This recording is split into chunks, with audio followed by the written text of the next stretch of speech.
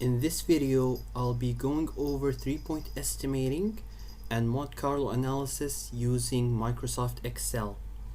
So first of all, I'll start by explaining what's going on in this table. So let's say for example we're working on an investment project, and we're trying to estimate the amount of revenue and the amount of cost that's gonna be going in the project. So first of all, we're gonna make 3 estimates using the 3-point estimate method. We're gonna start off with the optimistic estimate. That's the best case scenario. That's how much we are gonna get out of the project. That's the revenue, how much the most amount of money we expect to get out of the project if everything goes according to our ways, everything is going perfectly, and also the amount of cost being the minimum amount of cost that's gonna be going into the project as well. That's of course the best case scenario. And then we're going to estimate the worst case scenario, which is the pessimistic estimate. That's when everything is going against us. As you see here, the revenue is going to be lower than the optimistic estimate, while the costs are going to be higher than the optimistic estimate. And then we have the third estimate, which is our most likely estimate. That's the that's the estimate that we believe that's gonna actually happen within factoring everything that's going on in the project. So it's somewhere between the optimistic and pessimistic estimate, but it's not necessarily the halfway point. So that's basically what we expect the project to actually cost us. The project is gonna actually cost us, and also what we're gonna get from the investment project. So these 3 parameters are gonna be put in the 3-point estimate. We're gonna combine them together. There are 2 formulas, for the 3-point estimate. One is using triangular distribution, and the other is using beta and PERT distribution. That and which one we use depends on the certainty that we have of our most likely estimate. So as you see here, when it comes to our revenue in this example, we're not certain. There are lots of external factors, so we're not very certain about our most likely estimate. So we'll keep it uncertain, and we're gonna use the triangular distribution, which is basically the average of the 3 estimates that we made. So that's the triangular distribution. That's what we're gonna use for our revenue, while for our cost we're gonna use the beta distribution. That's because we're certain of our cost. We're in the investment project. We're gonna be in this example, we're gonna be in control with our costs, and we're expert people. That's what we're gonna make the assumption in this case. And that will yield then we'll use the PERT distribution, where we give more weightage to our most likely estimate. The M is for most likely. So as you see here, it's O, which is short for optimistic, plus 4 times M, which is most likely, and plus P, which is pessimistic, divided by 6. So here we're basically adding them up while giving more weightage to the most likely estimate, and then dividing it by 6. So that will give us the expected estimate. So as you see here, we got using through plugging in this form the triangular distribution for the revenue. We got $1,700,000, while using the beta or BERT distribution for the cost, we got $1,300,000, and it's gonna be in the negative, obviously, because it's gonna be cost. So here, and if we add them both up, that's gonna be our expected profit. So let's say, for example, that we're not sure about our most likely estimates for the cost. We want to go with the triangular distribution. So as you see here, we click on this table, and we put the uncertain, and as you see here, the value of the amount of cost increased. It became more closer to the pessimistic cost estimate. It's so it changed, the value changed. That's because we use now the triangular distribution. We made the average. So this the table here, what we did to make it dependent, to make our expected estimate dependent on the value here, whether we put certain or uncertain, is we put if, and then the value of the, in this case P6, and in the cost C6 equals certain. Then we're gonna plug in the triangular distribution formula. The PERT estimate distribution formula, which is P3 for the optimistic estimate, plus P4 for the pessimistic, plus 4 times P5 for the most likely, and then all of that close brackets divided by 6. And if it's not if that's not true, if it's not certain, we're gonna ask again if P6 is equal to uncertain, in which case we'll just sum all three estimates and then divide them by 3. That will give us the triangular distribution. And if neither are true, we're gonna leave it to 0 to avoid any confusion. And also in the template, I'll explain later on why I leave that to 0. And then we also, and that's what we get for the 3-point estimate. That's explaining how we calculate the 3-point estimates values. Now I want us to discuss how to do the Monte Carlo analysis. Basically, in the Monte Carlo analysis is putting the parameter, plugging in the parameters for our project. So in this case, in this example, the revenue and the cost. I'll put the expected estimates and the standard deviation, and reiterating the project a couple of times, multiple iterations. In this case, 1,500 iterations, and we get the amount of different results in each iteration due to their due to the standard deviation through creating a normal distribution method. So first of all, I want us to discuss the standard deviation. When using the 3-point estimate, it's simply the difference between the pessimistic and the optimistic estimate divided by 6. So it's the absolute value. So in this case, it's gonna be the same whether you use the triangular distribution or the beta distribution, because it doesn't depend on the most likely estimate. It depends on the difference between the optimistic and the pessimistic estimate, and then you divide by 6. So you get these values, and then you want to plug them in the Monte Carlo analysis distribution. So you make 1,500 iteration in this case, in this example, and then you plug in the following formula. So the first time you how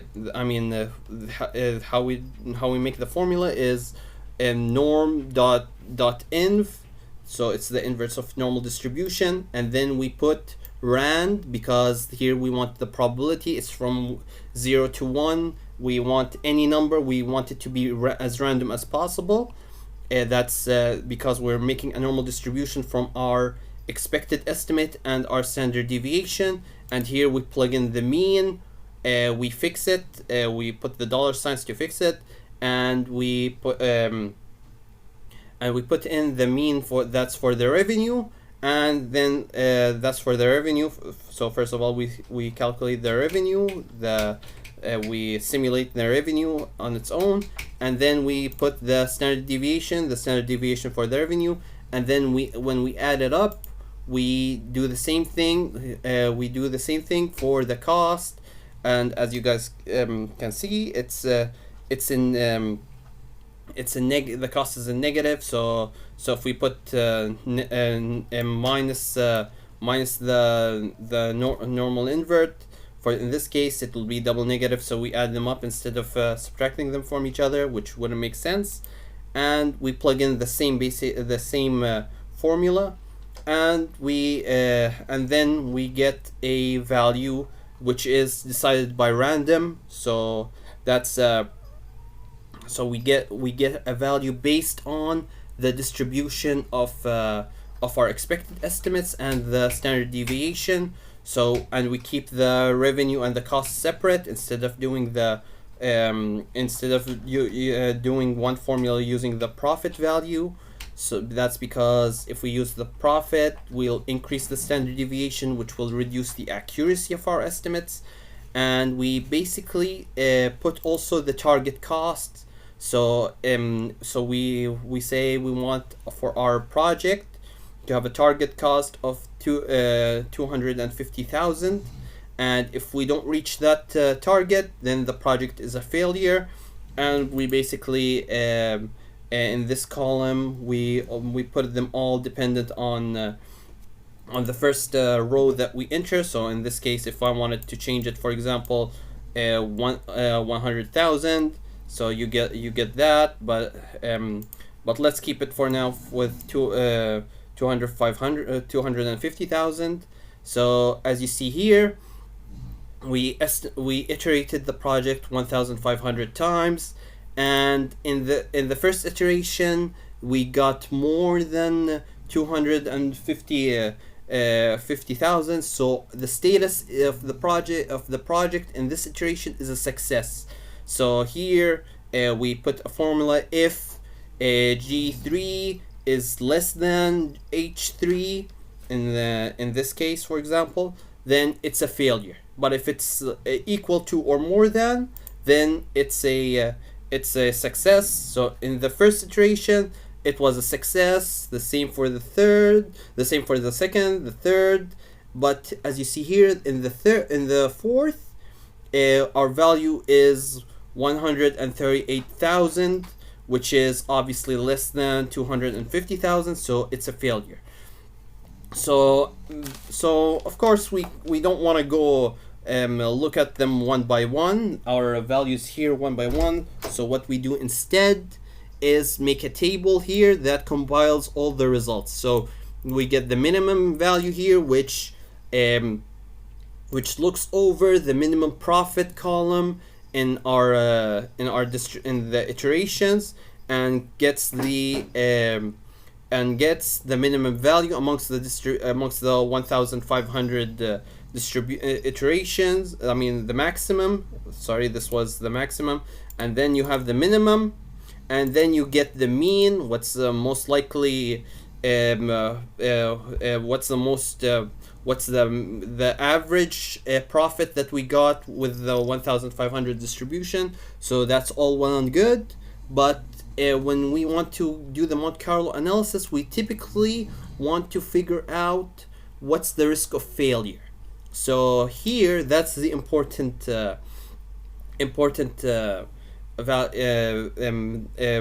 value here. So you'll have a percentage. You count. We count the number of failures in our project, and then we divide them by the total number of iterations, in this case 1,500. And amongst the 1,500 iterations, we have 27.9% of failure. So that tells us how likely the likelihood of the project not meeting its goal.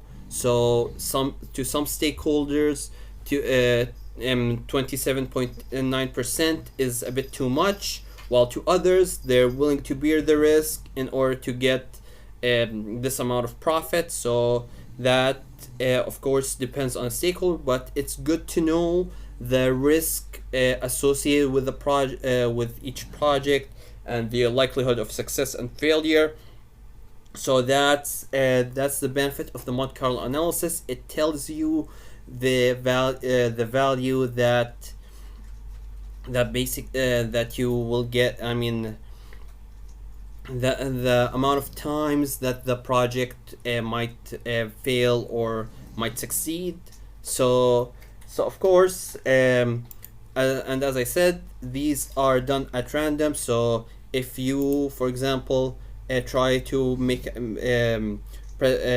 go into one of the formulas and press enter, you'll get another iteration. The values don't change much. It's around the same the same amount of times, but that's due to the number. The more iterations you have, the closer the mean and the averages that you get. So don't worry too much about that. But as you see here, the risk of failure is still within the upper range of 20%, a little bit short of 30% in this scenario, but still. So that's the benefit of the Monte Carlo analysis. It tells you the likelihood of a project being successful or failing within certain thresholds. So that's a benefit. It iterates the project a couple of times until in order to give you a result that you're able to analyze and predict the likelihood of success and failures. So in the so and now if for example you want to show this formula. I mean, you want to show the Monte Carlo analysis results without needing to not needing to have a problem with the changing distributions constantly. You might want to copy paste all of these values and copy and then paste as values in order to avoid the values changing constantly as you want to explain your findings, so that you have a consistent finding and all of that. But so that's an example that I made in the second slide example. And the example where I fixed all of the values, that's in order for us to make sure that let's say all of we run them 1,500 times, but let's say in these 1,500 times I want the target cost to change from 250,000 to 100,000. Here, as you see, the risk of failure decreased because our target became lower, so it became 13.5%. And if we returned it to $250,000 the target, it returns back to the number that we previously had. So that's an example of how you can present your your Monte Carlo analysis findings.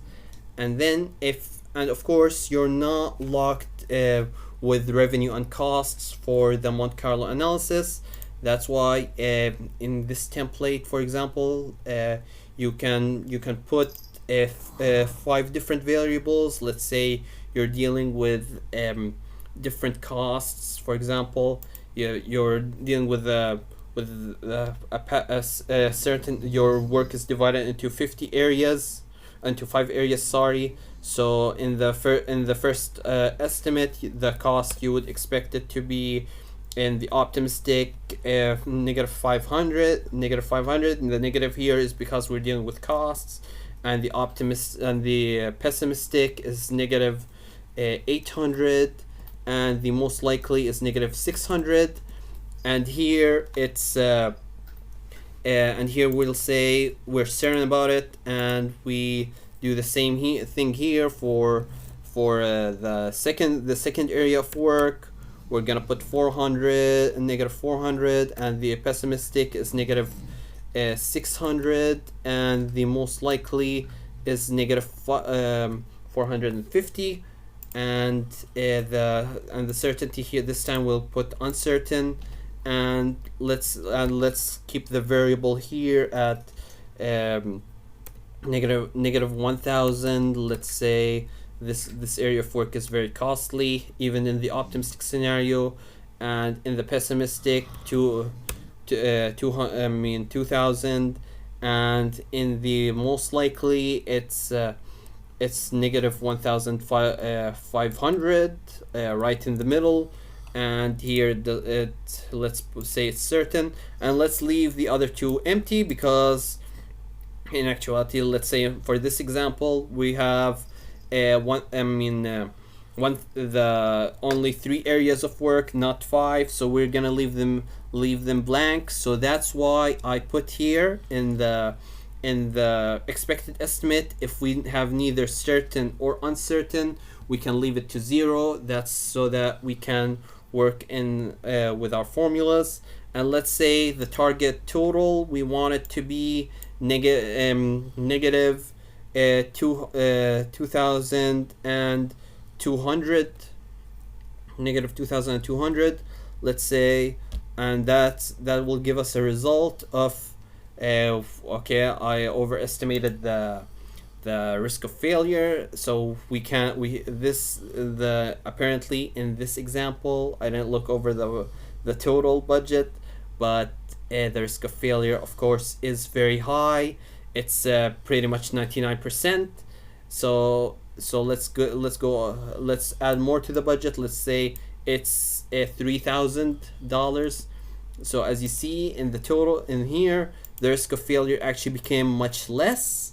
It's actually became only 1%, which is good for us.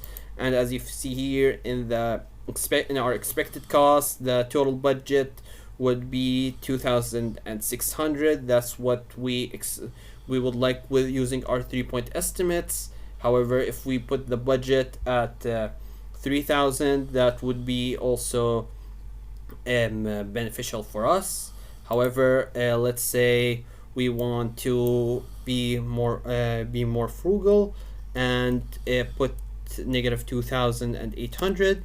As you see here, the risk of failure increases to a little bit above 10%. So this is basically how you can conduct the 3-point estimates in this 3-point estimate and the Monte Carlo analysis using Microsoft Excel.